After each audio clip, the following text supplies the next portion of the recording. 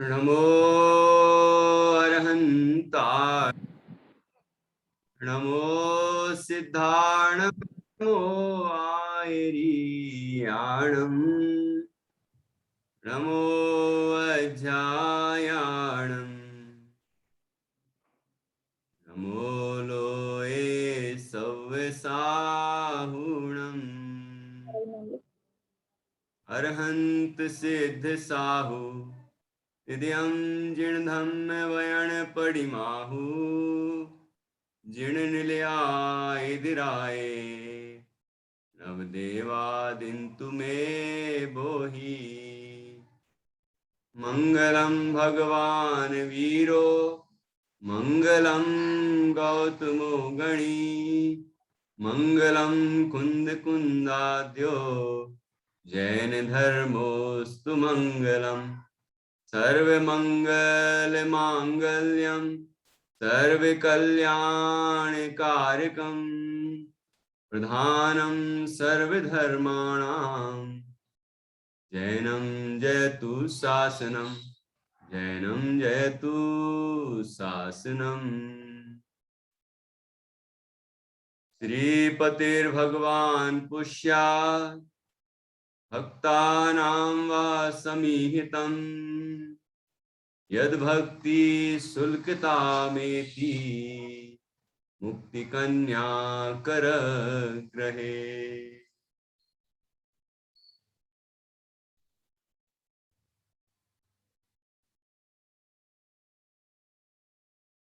आचार्य श्री बादीव सहन द्वारा रचित यह छत्र चूड़ामणि ग्रंथ है। इसमें जीवनधर स्वामी का चरित्र है, इसलिए इसका दूसरा नाम जीवनधर चरित्र भी है। इसमें हमने प्रथम लंब के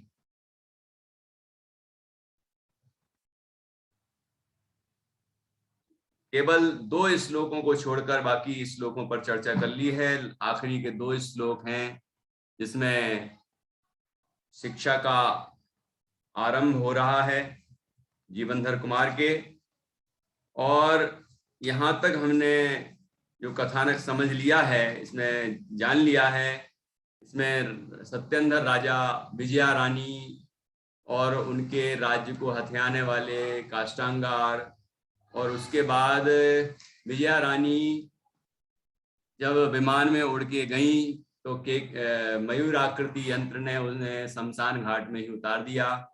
वहां से एक देवी धाय का रूप बनाकर उनके पास आई और उसने उनकी सब व्यवस्थाएं की। ये पुत्र के पुण्य के प्रभाव से ऐसा हुआ, और सेठ गंधोत्कच उनको अपने पुत्र के समान पालन करने लगे। उनकी सेठ गंधोत्कच की पत्नी का नाम, सेठानी जी का नाम सुनंदा।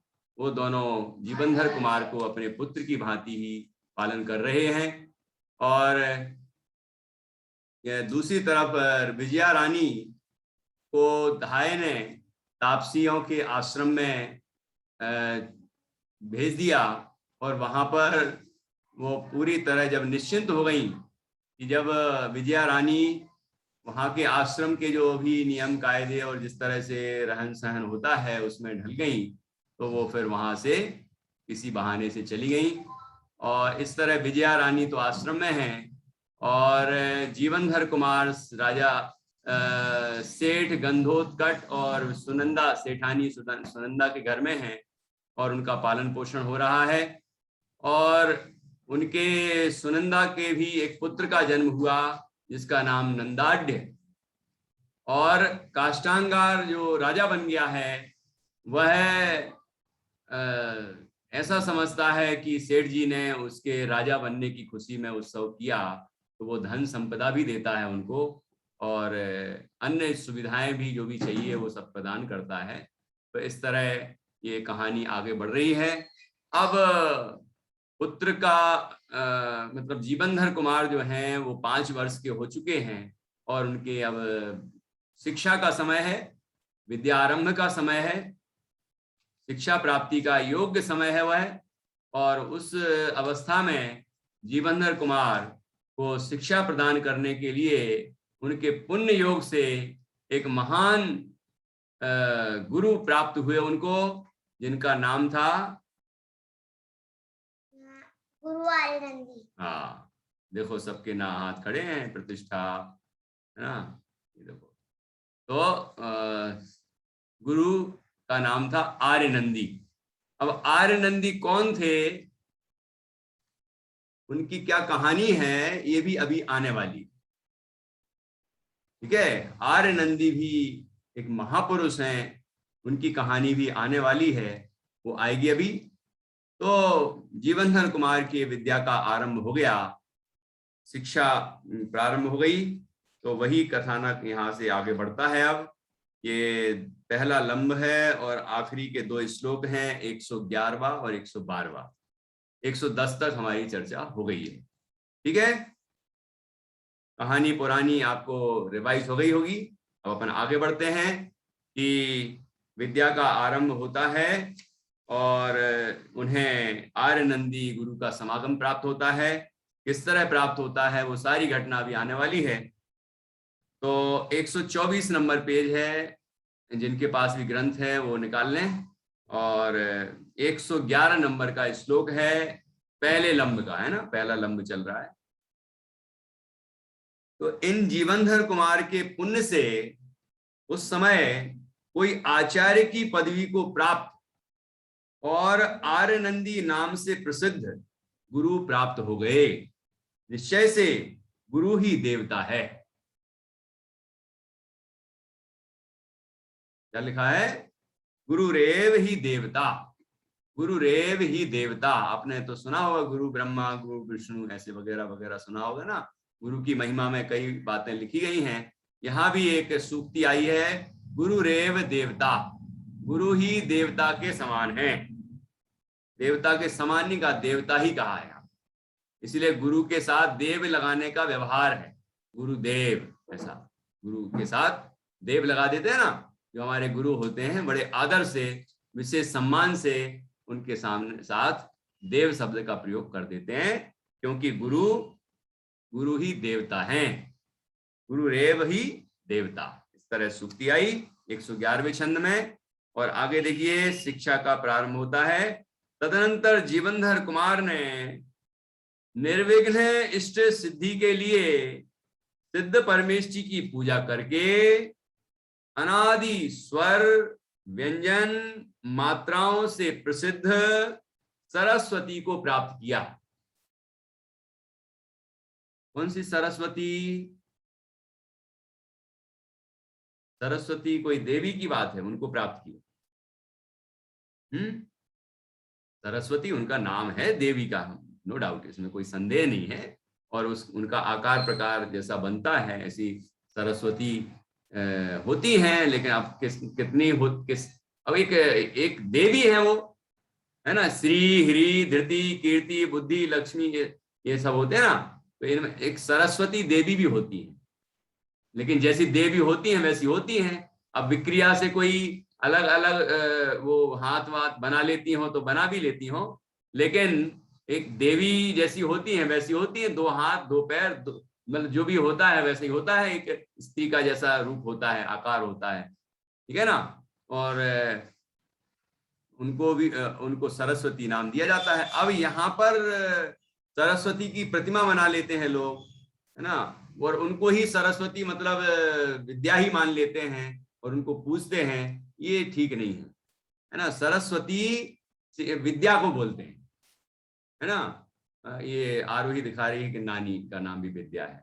अब विद्या उनका नाम भले ही हो, लेकिन यहाँ सरस्वती वो नहीं है ना। सरस्वती यहाँ पर जो भी शास्त्र हैं, जिनवाणी भी सरस्वती है, लेकिन जो लौकिक शास्त्र हैं वो भी, जो भी किताबें हैं, पुस्तकें हैं, जो भी ज्ञान है, विद्या है, शिक्षा है ना, उसको सरस्वती कहते हैं। तो यहाँ जीवनधर कुमार को सरस्वती की प्राप्ति हुई।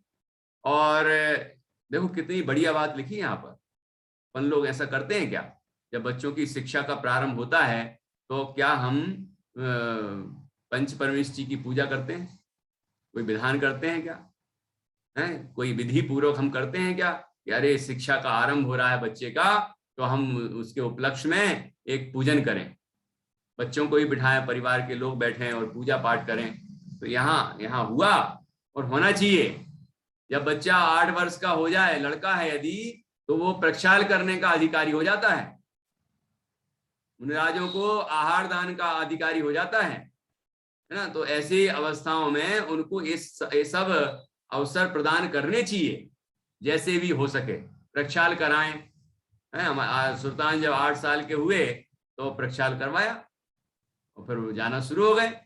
ये अपन को करवाना पड़ता है, उनको लगाना पड़ता है।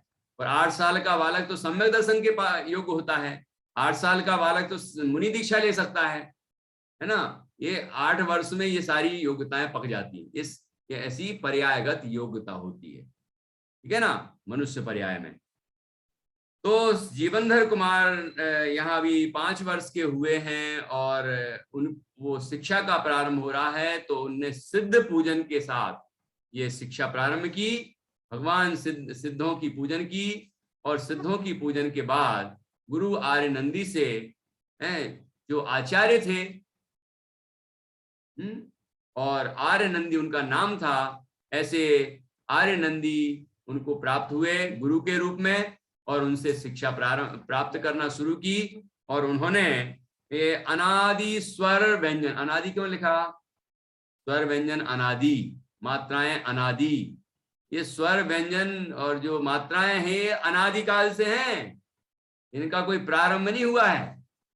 ऐसी कहानियां आप पढ़ते होंगे किताबों में, स्कूल की किताबों में, अक्षरों का आरंभ और शिक्षा का आरंभ। पहले लोग बोलने ही नहीं जानते थे, फिर चित्रों के द्वारा समझाते थे, और फिर उसके बाद फिर धीरे धीरे शब्द बोलने लग गए।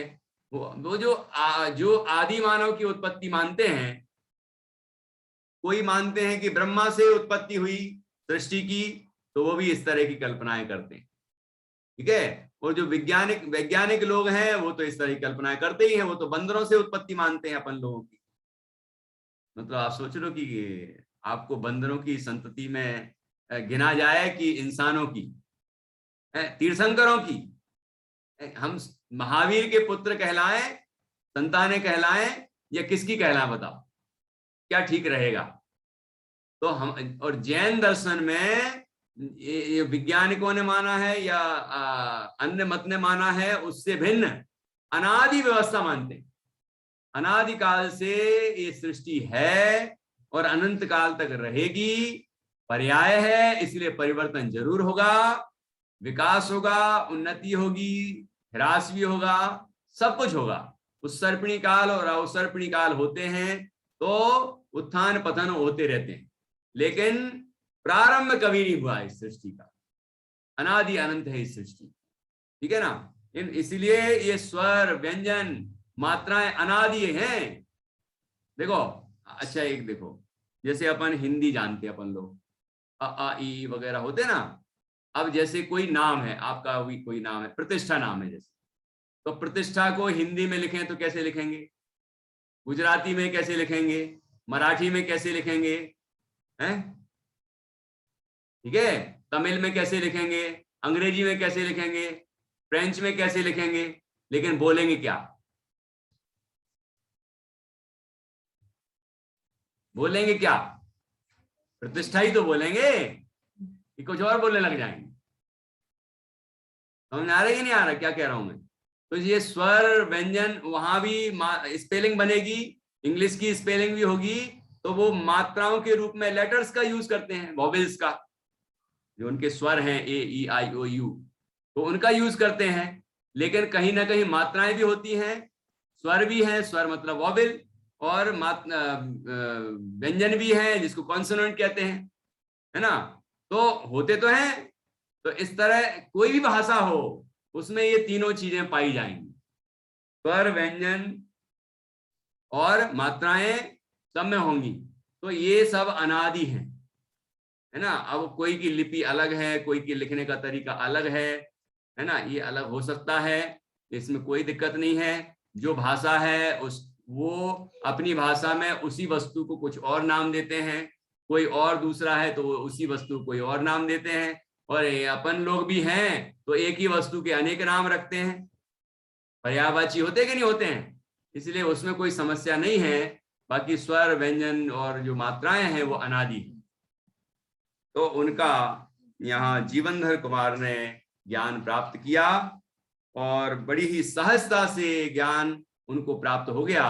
वो सभी स्वर व्यंजन वगैरह मात्राएं सब कुछ अच्छे आराम से सीख गए और वो पढ़ने लिखने लग गए।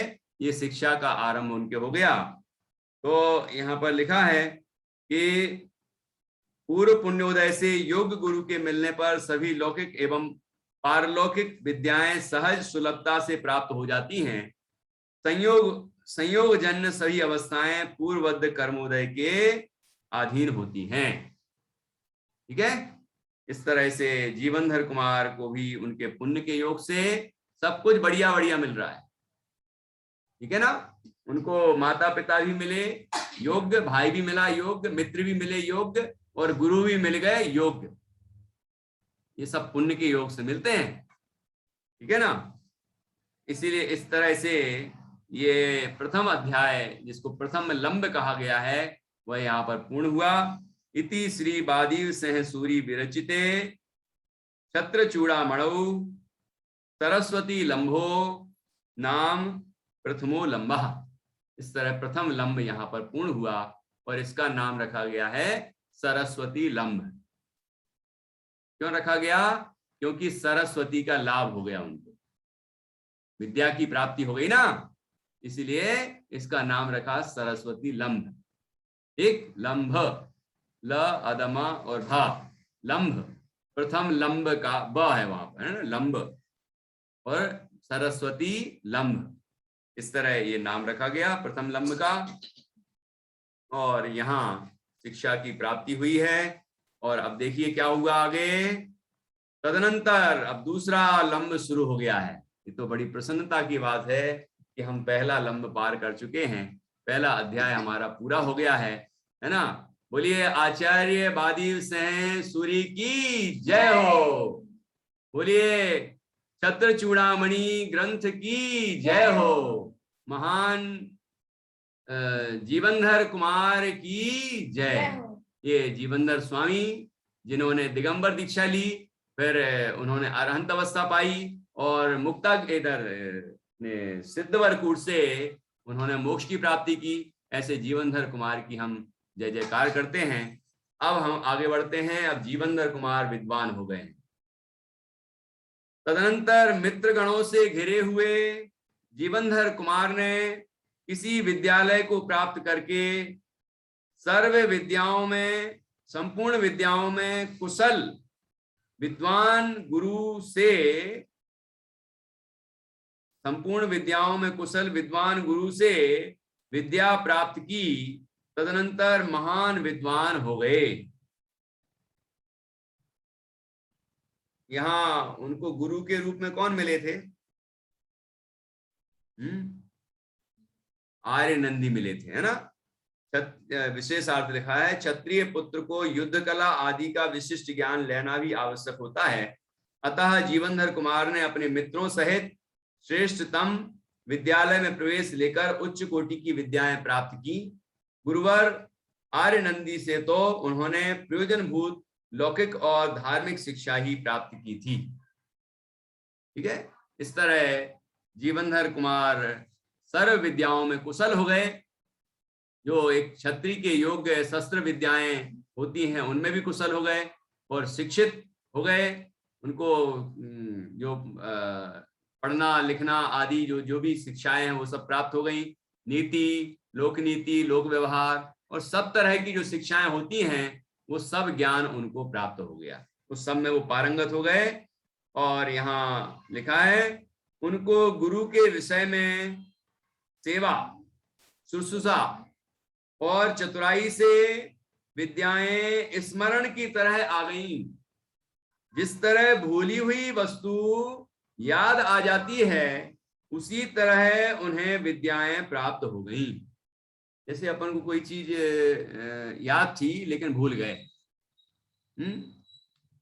क्यों निसर्ग? कोई कविता याद थी लेकिन भूल गए अभी, और फिर आपको मैंने थोड़ा सा हिंट दिया, एक आध शब्द बताया और आप फटाफट फटाफट फटाफट बोलना शुरू हो गए। तो इसको क्या बोलेंगे?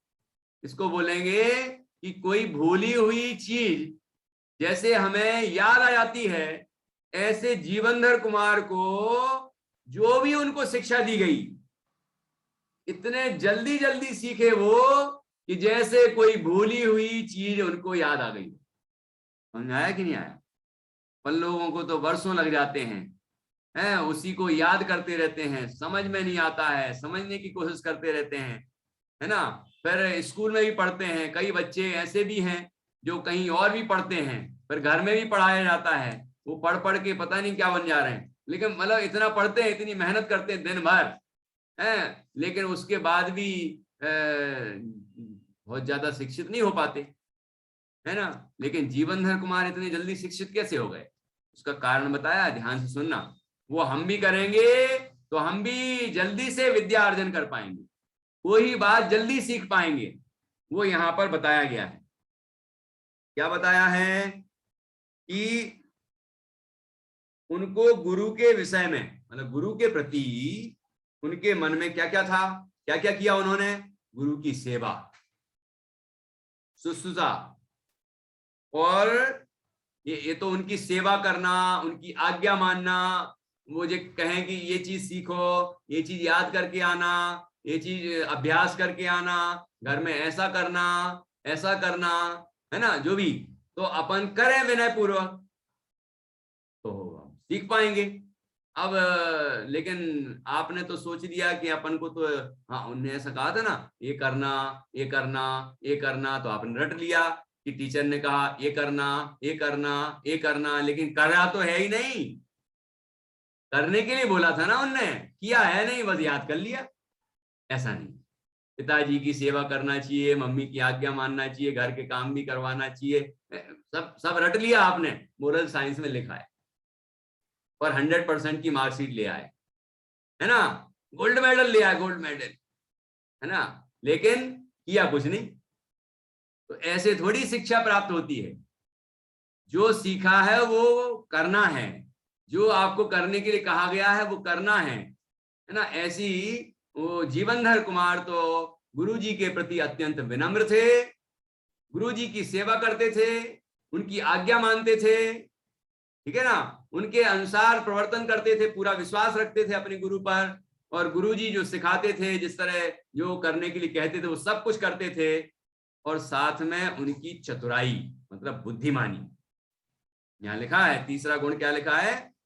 चतुराई मतलब बुद्धिमानी, कि उससे उन्हें विद्याएं ऐसे प्राप्त हो गई जैसे कोई भूली हुई वस्तु याद आ जाती।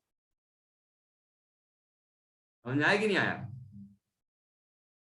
निश्चय से गुरु का प्रेम संपूर्ण इच्छाओं को पूरा करने वाला होता है। गुरु जी यदि किसी शिष्य के प्रति समर्पित हो जाएं, उसके प्रति उनके मन में स्नेह हो और वो उसको सिखाना चाहते हैं, तो बच्चा भी जल्दी जल्दी उसको सीखता है। बच्चे के अंदर भी वो गुण होने चाहिए, गुरु के स्नेह अकेले से काम नहीं चलेगा। देखो दोनों तरफ बात हो रही है। गुरु जी के प्रति शिष्य का कर्तव्य क्या, कि उनकी सेवा करे, उनकी आज्ञा माने, उनके प्रति विनय रखे। और गुरु कैसे मिल जाए? पुण्य योग से, कि जो अपने शिष्य के प्रति बड़ा स्नेह रखें और उसको सिखाना चाहें समर्पित भाव से। ऐसा संयोग मिल जाए पुण्य योग से, तो फिर शिक्षाएं विद्याएं आसानी से हृदयंगम हो जाती हैं, सीख ली जाती हैं। ये बात यहाँ पर बताई गई है। एक बार और सरलार्थ पढ़ता हूं। जीवनधर कुमार को अपने गुरु के प्रति अद्वितीय श्रद्धा और आदर भाव था। विनय, सेवा, शुश्रूषा, सेवा और शुश्रूषा का एक ही अर्थ होता है, एवं चतुराई के कारण वे गुरु के स्नेह पात्र थे। उन्हें सभी विद्याएं मानो स्मरण मात्र से ही प्राप्त हो गईं, अर्थात जैसे भूली हुई वस्तु का स्मरण होते ही वस्तु प्राप्त हो जाती है, वैसे ही गुरु का स्नेह सभी इच्छाओं को पूर्ण करने में सहायक होता है। ठीक है ना सुल्तान। भूली हुई वस्तु जैसे ही अपन को याद होती है वो अपन तुरंत अरे अच्छा वहां रखी है, फटाक से प्राप्त कर लेते हैं कि नहीं। ऐसे ही उनको सारी विद्याएं तत्काल आ गई। गुरुजी यहां सिखाते जा रहे हैं और जीवनधर कुमार यहां सब सीखते जा रहे हैं। ऐसी आई। उन्हें कोई ट्यूशन की जरूरत पड़ी क्या कि गुरुजी ने वहां स्कूल में सिखाया, फिर यहाँ किसी और गुरुजी के पास पहुंच गए, फिर मम्मी पीछे पड़ गई और इस तरह सब पीछे पड़ गए बेचारे बच्चे के, और बच्चा पढ़ सीख ही नहीं रहा है। वो जिस दिन कोई नहीं पकड़े कि ना गुरुजी कुछ बोले ना इधर के कोई कुछ बोले ना मम्मी कुछ बोले, पढ़ता ही नहीं है, पढ़ेगा ही नहीं। कैसे पढ़ेगा जब आप उसको इस तरह करेंगे कि कोई ना कोई उसके पीछे लगा रहे, तो बच्चा इस बात का अभ्यस्त हो जाएगा कि कोई हमारे पीछे लगा है तब हमें करना है। आप उसको स्कूल में जो पढ़ के आया है वही तैयार कराइए। आप मत पढ़ाओ, किसी से मत पढ़वाओ, आप उसे पूछो कि तुमने क्या सीखा आज, वो तुम हमें बताओ। समझ आया कि नहीं आया। फिर वो जो बताएगा तो आप सुनते रह जाओगे, कितना बढ़िया बताएगा वो। ये भी पढ़ाया, ऐसे पढ़ाया, ऐसे किया, वैसे किया, शुरू हो जाएगा वो। आपको नहीं पढ़ाना है, किसी और से भी नहीं पढ़वाना है। थोड़ा धैर्य रखिए, आप धीरे धीरे उसकी आदत बन जाएगी। अरे मम्मी पूछती हैं कि कल क्या पढ़ाया था, आज क्या पढ़ाया, क्या क्या सिखाया, पूछेंगी तो उसको ये रहेगा ध्यान से सुनो। आज नहीं सुना था कल सुनेगा, कल नहीं सुना था परसों सुनेगा, और सुनते सुनते सीखते सीखते क्या लिखवाया बताओ, क्या किया बताओ। बस उसके ऊपर ही उसको आत्मनिर्भर बनने दो। वो बच्चे को ऐसा लगेगा कि अरे हम क्या करते हैं वही पूछती हैं, अपना तो कोई बताती नहीं। फिर देखना आप बच्चा स्वावलंबी बन जाए। ठीक है ना। तो ऐसे जीवनधर कुमार विद्वान बन गए, सभी शिक्षाओं में, सभी कलाओं में, सभी विद्याओं में कुशल हो गए। इस तरह यहाँ जीवनधर कुमार के बारे में बताया गया है। और ये सभी आदर और विनय और परिणामों की विशुद्धता से ही होता है। हम जिनवाणी की खूब विनय करें, जो चीज नहीं समझ में आए उसकी खूब विनय करो। जैसे श्लोक समझ में नहीं आ रहा ना, तो खूब उसकी विनय करो और पढ़ने की कोशिश करो, समझने की कोशिश करो। बार बार करेंगे ना तो वो चीज अपने आप अंदर में हृदयंगम हो जाएगी, समझ में आ जाएगी। इसको कहो अभ्यास, लेकिन विनय पूर्वक अभ्यास। विनय सहित करेंगे तो होगा, कितने कठिन हो, सठखंडागम ग्रंथ ही क्यों ना हो, समय सार आदि कोई भी ग्रंथ हो, वो कितने जैन गणित ही क्यों ना हो, कोई भी कठिन चीज भी हो, आप खूब भक्ति करो, खूब विनय करो, उसकी महिमा लाओ अपने हृदय में। यदि हमें वाकई में महिमा होगी उसकी सीखने की, और बार बार हम कोशिश करेंगे, आ जाएगी। ठीक है ना। इस तरह ये स्वरूप है। इससे कर्म कसाएं भी मंद होंगी, जो क्षयोपशम भी बढ़ेगा। कसाय की मंदता से ज्ञान का क्षयोपशम होता है, ज्ञान का उघाड़ होता है, ये नियम है। कसाएं मंद होती हैं, शांत होती हैं, तो यहाँ ज्ञान बढ़ता है। कसाएं नष्ट होती हैं तो ज्ञान खिल जाता है। जैसे मोह का क्षय होता है तो केवल ज्ञान प्रकट हो जाता है। ख्याल में है कि नहीं। तो इस तरह ये हमें कार्य करना चाहिए। खूब विनय करें, भक्ति करें, जिनवाणी की भक्ति करें, भगवान जिनेंद्र की भक्ति करें, ये अपने आप सब चीजें होंगी। ठीक है। और ये चीजें मैंने बिल्कुल प्रैक्टिकल देखी हैं, इसलिए आप तो बिल्कुल ये मान के चलें कि ये होने वाला है, आप तो शुरू हो जाएं। ठीक है, चलिए आगे बढ़ते हैं।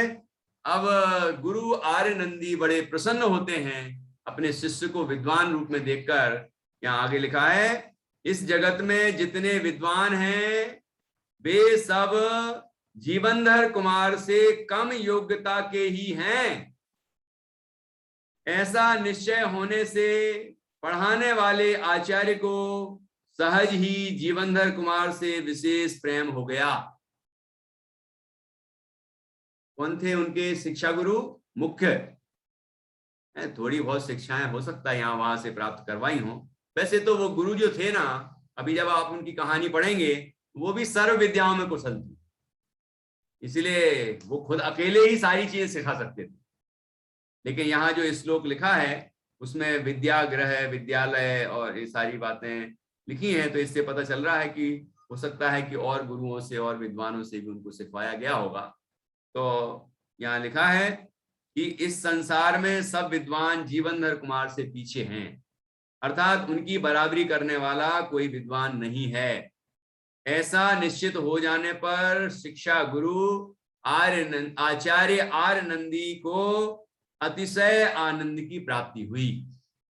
कोई भी गुरु होता है अपने शिष्य को योग्य जानता है, जब सफल होता हुआ देखता है उसे बहुत प्रसन्नता होती है, बहुत प्रसन्नता होती है। और हर माता पिता अपने बच्चों को अपने से आगे देखना चाहते हैं। हर गुरु अपने बच्चों को, अपने शिष्यों को अपने से आगे देखना चाहता है। जो योग्य होगा, समझदार होगा, वो ऐसा ही चाहेगा। हाँ, कोई अलग तरह के स्वार्थी होंगे, है ना, जिनमें गुरुत्व नहीं होगा, लेकिन भले गुरु नाम पाए, शिक्षक नाम पाए, तो उनके अंदर ये भावना नहीं भी हो, लेकिन जो शिक्षक सही रूप में होगा उसके मन में तो इस तरह की भावना होगी। उनका शिष्य यदि उनसे ही बेहतर कोई बात बता दे तो वो प्रसन्न होते हैं। कोई कहानी से मिलने वाली शिक्षा के संबंध में कोई बच्चा अपना यदि विचार प्रकट करता है और उसमें कुछ विशिष्ट बात हुई तो वो खूब खुश होता है, अरे वाह इतनी बढ़िया बात बताई, ऐसी प्रसन्नता होती है। ठीक है, अब देखिए आगे क्या नीति है। मनुष्यों को अपना किया हुआ बुरा कार्य भी सफल होने पर प्रीतिकर होता है, तो फिर अच्छा काम सफल होने पर क्यों अच्छा नहीं लगेगा? अर्थात लगेगा ही। उसमें भी विद्यादान से बढ़कर और दूसरा कौन सा काम अच्छा है? बोलिए। तत्किम विद्या स्थापनात् परम, कि विद्या दान से बड़ा दान, बड़ा काम दूसरा कोई नहीं होता। सर्वोत्कृष्ट दान माना गया है विद्या दान, ज्ञान दान जिसको कहते हैं ज्ञान दान। तो ज्ञान दान से बड़ा दूसरा कोई दान नहीं। ज्ञान दान जैसे हम आपको सिखा रहे हैं, ये ज्ञान दान है। हमें भी हमारे गुरुओं ने सिखाया, वो ज्ञान दान है। ठीक है, आप किसी और को सिखाएंगे, ये भी ज्ञान दान है। आप किसी को ज्ञानार्जन करने के लिए प्रेरित करेंगे, वो भी ज्ञान दान है। मतलब आप अपने रिश्तेदारों को या अड़ोस पड़ोस में कोई हो या अपनी समाज में और लोग होंगे, उनसे भी कहेंगे भाई पाठशाला में आओ, क्लास में आओ, छत्र चूड़ामणि ग्रंथ चल रहा है, जीवनधर कुमार का चरित्र चल रहा है, बड़ा सरल है, आओ तुम्हें भी समझ में आएगा, आओ जुड़ो, सबके लिए खुला आमंत्रण है, ये लिंक लो और इससे ज्वाइन हो जाओ और सीखो। तो ये भी ज्ञान दान है। जीवों को तुमने अपन ने ज्ञान प्राप्त करने में लगाया ना, तो वो ज्ञान दान का माध्यम दिया आपने, वो भी ज्ञान दान है। ठीक है, ज्ञान के साधन जो पुस्तकें हैं उनको आपने प्रकाशित करवाया या उनका वितरण करवाया या किसी को भेंट की, तो वो भी ज्ञान दान है। ठीक है, ऐसे ज्ञान दान, जैसे पाठशाला चल रही है या विद्यालय, अपनी पाठशाला गांव में भी होगी, तो उनमें क्या जरूरत है उनको, वो आप उनको देखें खुद, वो मांगे ऐसी जरूरत ना पड़े। उसके पहले आप देखो कि क्या वहां जरूरत है, वहां क्या कमी हो सकती है, तो अपन उसकी पूर्ति कर दें। ये बिन मांगे दे दूध बराबर है ना। तो आपको बहुत इसका ज्ञान का दान करने से विशिष्ट पुण्य का संचय होता है। तो जिस भी माध्यम से आप ज्ञान दान करें, ग्वालियर ने तो मुनिराज को शास्त्र भेंट किया था, ये तो याद ही है ना, बच्चों ने सबने कहानियां सुनी है, सबने बड़ों ने भी सुनी है कि भेंट किया था विनय पूर्वक, कि वो मुनिराज विद्वान है और वो इस शास्त्र के मर्म को जरूर समझेंगे, और उनने वो बड़ी विनय से प्रदान किया, बड़े उत्साह से। तो क्या हुआ, उस ज्ञान दान के फल में क्या हुआ, उस जिनवाणी की विनय के फल में क्या हुआ कि वो एक महान विद्वान बने, और जो इस काल में कली काल सर्वज्ञ के रूप में विख्यात हैं, ऐसे कुंद आचार्य, जिनके नाम से परंपरा चलती है, आमनाएं चलती है। और आज जितने भी मुनि हैं उनके बाद जितने भी मुनि हुए सब अपने को कुंद कुंद आचार्य की परंपरा का कह के धन्य अनुभव करते हैं कि हम कुंद कुंद आचार्य की आमनाय के हैं। ऐसा तो ऐसे संत हुए। ये सब ज्ञान दान की जो अभी आपको इतने सारे अवलंबन बताए हैं, ऐसे हमें जो हमारी शक्ति हो उस तरह से हमें कार्य करना चाहिए। तो यहां लिखा है, मनुष्यों को न करने योग्य कार्य करने पर भी अपना किया हुआ काम जानकर कि मैंने किया, ऐसा जानकर उसकी सफलता आनंददायक होती है। अच्छा लगता है, अरे मैंने ये काम किया और सफल हुआ, ये काम बड़ा अच्छा रहा, ठीक है ना। फिर अपने द्वारा किए गए प्रशस्त कार्य की सफलता का कहना ही क्या, इतनी खुशी होती है। ये बच्चे जब छोटी छोटी कविताएं बोलते हैं, छोटे छोटे विषयों पर बोलते हैं, ये सीखते हैं, ये छत्र चूड़ामणि ग्रंथ सीख रहे हैं, गीत कुसुम की बहुत सारी कविताएं सीख गए हैं, इतने सारे टॉपिक सीख गए हैं, बढ़िया बोलते हैं, बढ़िया सीख रहे हैं, तो कितनी खुशी होती है हमें कि हम अपने पूरे समय का सदुपयोग कर रहे हैं। ऐसी प्रसन्नता होती है, आपको भी प्रसन्नता होती होगी। तो ये तो प्रशस्त कार्य है, शुभ कार्य है, अच्छा काम है। कोई अच्छे काम के करने सफल होने पर क्यों प्रसन्नता नहीं होगी, अवश्य होती है। अर्थात अत्यंत आनंद होता है। संसार में विद्या दान से प्रशस्त कार्य और कौन सा है, अर्थात ज्ञान दान ही सर्वोत्तम दान है। ये सूक्ति हो गई, ज्ञान दान ही सर्वोत्तम दान है। ये तो बहुत प्रसिद्ध है, ये कथन बहुत प्रसिद्ध है, ठीक है ना। ज्ञान दान ही सर्वोत्तम दान है। इस तरह हमें ये ज्ञान दान के कार्य में आगे बढ़ना चाहिए। बच्चों को जितना आप दे सकें, सिखा सकें, सिखवा सकें, है ना, वो करना चाहिए। ऐसा कहा है एक नीति श्लोक में कि माता शत्रु पिता वैरी एन वालो न पाठिता। माता तो शत्रु के समान है और पिता बैरी के समान। घबरा मत जाना, आगे सुनो। ये तो माता पिता यहाँ बैठे हैं, वो सोच रहे हैं यार हमें शत्रु और बैरी कह रहे हैं, ये कौन सी नीति है, ये तो बहुत गलत बात है। आगे सुनो, एन बालो न पाठिता, जिन्होंने अपने बच्चों को नहीं पढ़ाया, जो अपने बच्चों को शिक्षा नहीं देते हैं, शिक्षा नहीं दिलाते हैं। देने का मतलब ये नहीं कि हम खुद ही पढ़ाएं, देने का मतलब उनको शिक्षा दिलाते हैं, है ना। तो शिक्षा ना दें ना दिलाएं, उसको शिक्षित ना करें कुल मिला के, तो वो माता बैरी के शत्रु है और पिता बैरी के समान है, उसका दुश्मन है वो, जिसने उसे ज्ञान नहीं दिया, ज्ञानवान नहीं बनाया, विद्यावान नहीं बनाया, शिक्षित नहीं किया, वो माता पिता बैरी और शत्रु के समान है। और वो बच्चा कैसा है, देखो वो बच्चा कैसा होता है, अनपढ़ बच्चा जो है, अशिक्षित बालक को किसके समान कहा आगे, माता शत्रु पिता बैरी एन बालो न पाठिता, सभा मध्य न शोभन्ते हंस मध्य यथो बका। वह बच्चा सभा के बीच में सुशोभित नहीं होता।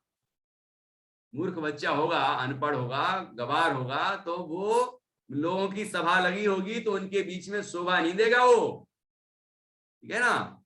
और वो कैसा है, जैसे हंसों की सभा में बगुला बैठा हो।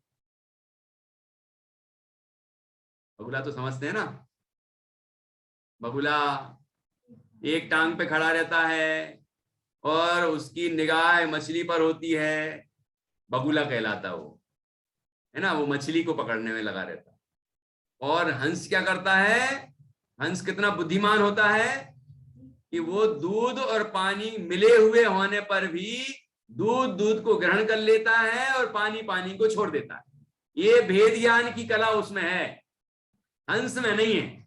वो एकाग्रता की शिक्षा हम उससे लेते हैं, ठीक है, वो तो हमने ले ली, लेकिन ये कला तो हंस में ही है। दिखने में तो वो एक से दिख सकते हैं, थोड़े बहुत मिलते जुलते, हंस और बगुला, कंफ्यूजन हो सकता है, लेकिन होने में हंस वो जो दूध और पानी जो मिले हुए हैं उसमें से दूध को पी जाए और छाछ वो जो पानी है उसको छोड़ दे, कभी आपने सोचा कि ऐसे कैसे करता होगा वो? हमने बच्चों को तो बताया था वैसे कैसे करता होगा वो है। हंस दूध पी जाता है और पानी को छोड़ देता है। कभी आपने सोचा है ऐसा? बोलते तो खूब होंगे ना आप भी, अरे हंस तो दूध को दूध और पानी को पानी कर देता है। सुना तो होगा ना आपने। हाँ, नित्या भी हाथ खड़ा कर रही है, भाई क्या बात है। सुतांश और आरोही भी हाथ खड़ा कर रहे हैं। पहले नित्या को अवसर देते हैं। अरे इधर भी प्रतिष्ठा नहीं। कोई कोई हाथ तो खड़ा कर रहे हैं, देखो नित्या से पूछते, उसको याद रहा हो क्या पता। ये आरोही आंखें दिखा रही है, लेकिन आप चिंता मत करें। बताओ।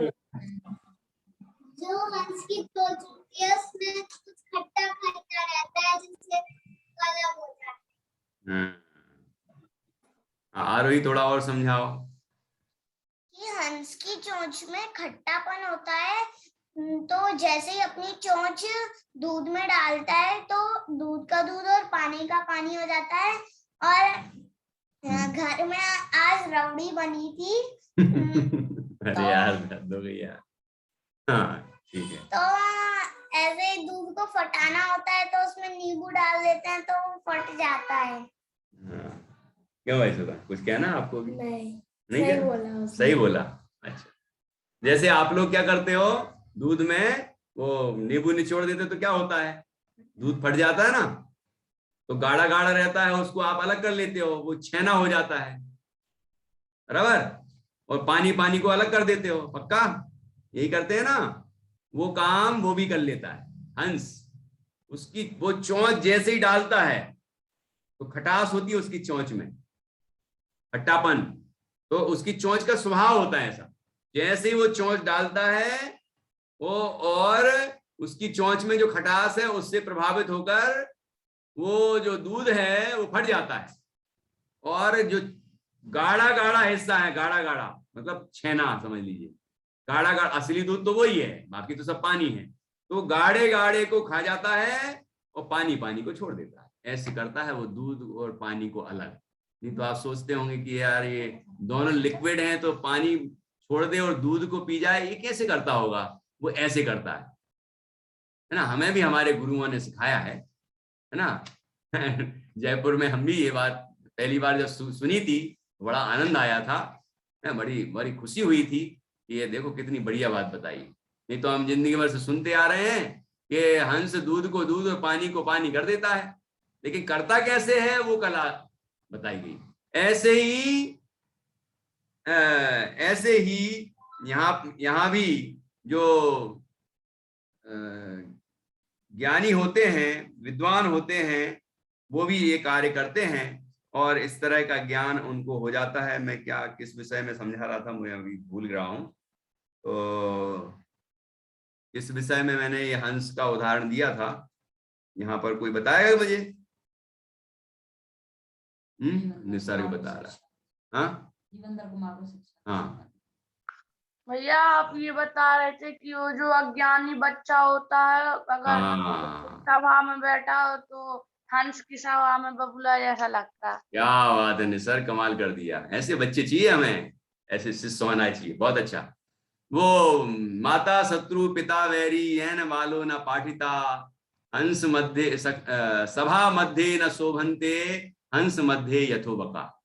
इस तरह एक बच्चा कैसा हंसों की तरह होना चाहिए, लेकिन अनपढ़ बच्चा, अशिक्षित बच्चा बगुले की तरह होता है और वह हंसों की सभा में शोभा नहीं देता, मतलब ज्ञानी विद्वानों की सभा में वह सुशोभित नहीं होता है। इसलिए हम सबको अपने बच्चों को सर्व प्रकार से शिक्षित करना चाहिए। देखो यहाँ भी आपने देखा था ना, लौकिक विद्याएं भी सिखाई गई और धार्मिक शिक्षाएं भी प्रदान की गई, और क्षत्रिय थे इसलिए शस्त्र विद्याएं भी सिखाई गई, मतलब सब तरह की शिक्षाएं उनको दी गई।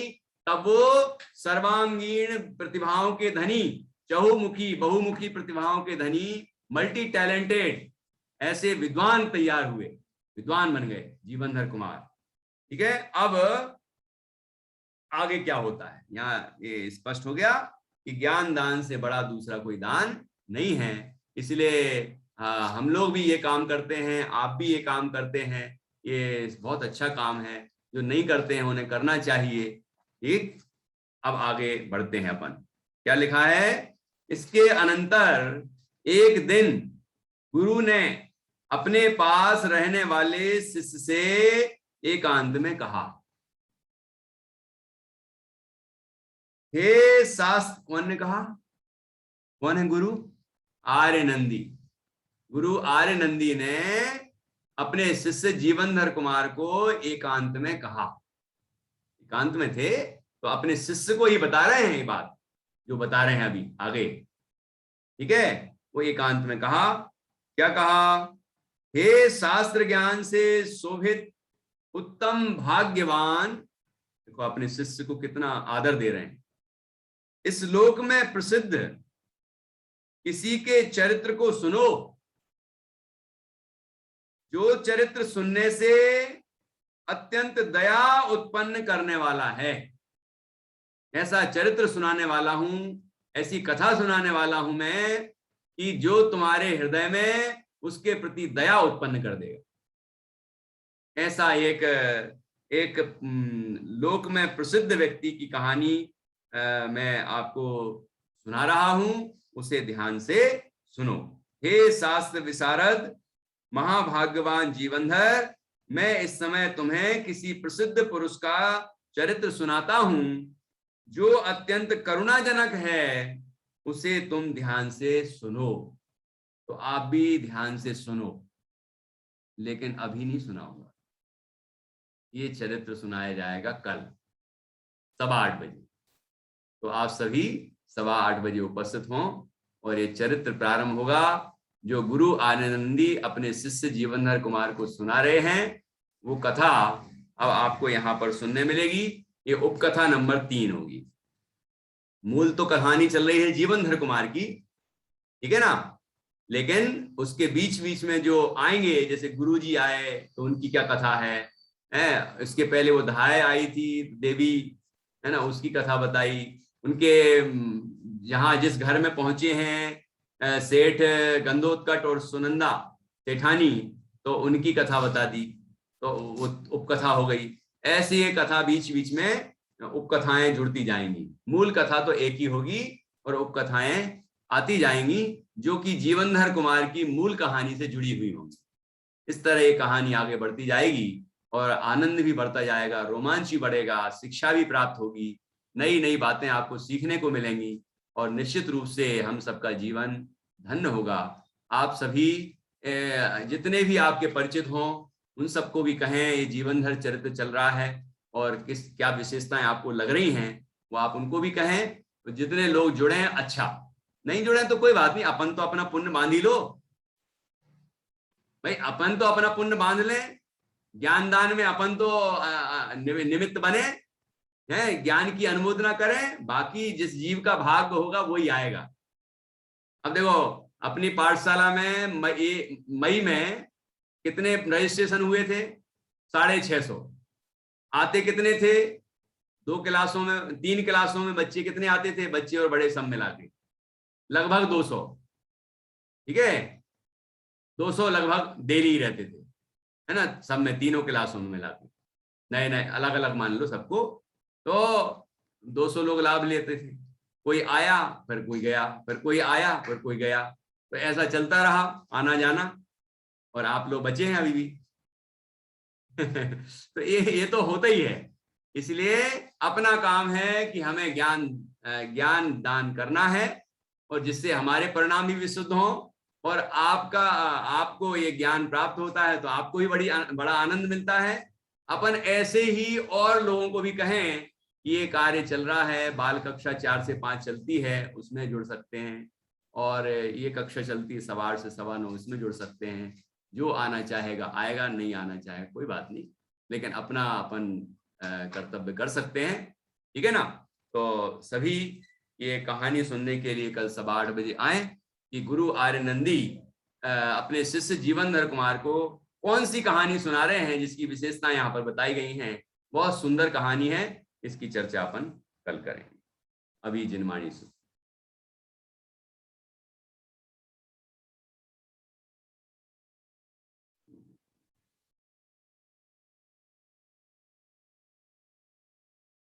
एक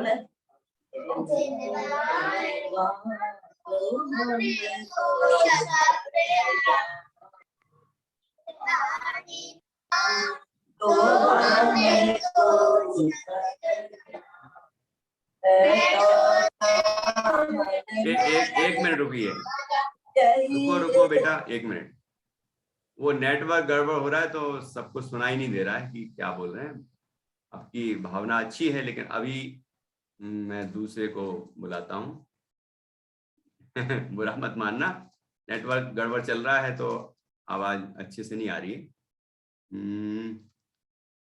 प्रतिष्ठा, कौन सी सुनाने वाली हो तुम?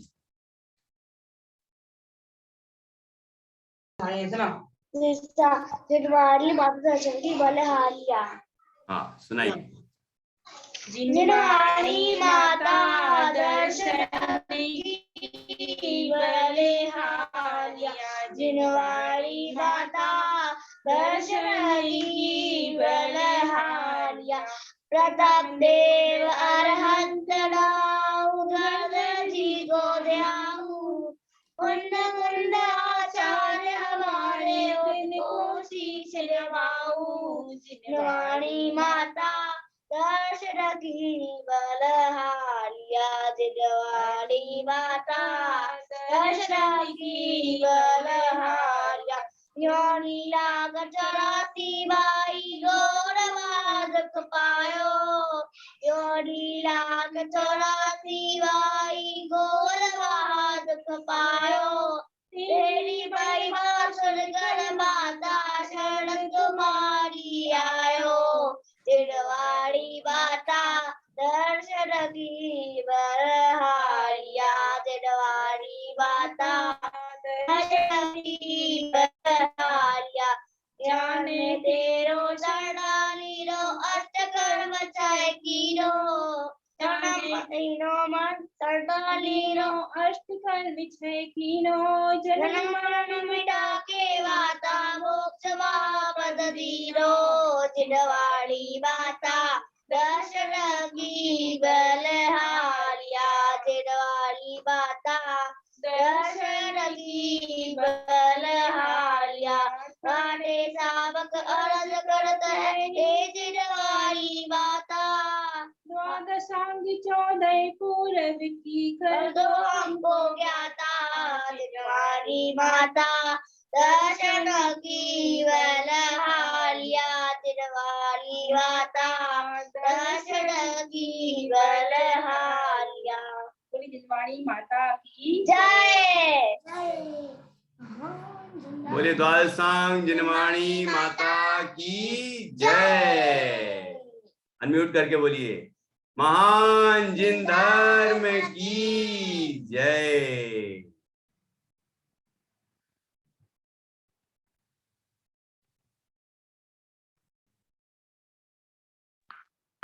बोले पंच परमेष्टि भगवान की जय। जय हो, जय हो। जय जिनेंद्र, कल मिलेंगे। अभी 9 बार नमोकार मंत्र के माध्यम से आय उत्सर्ग करेंगे सभी।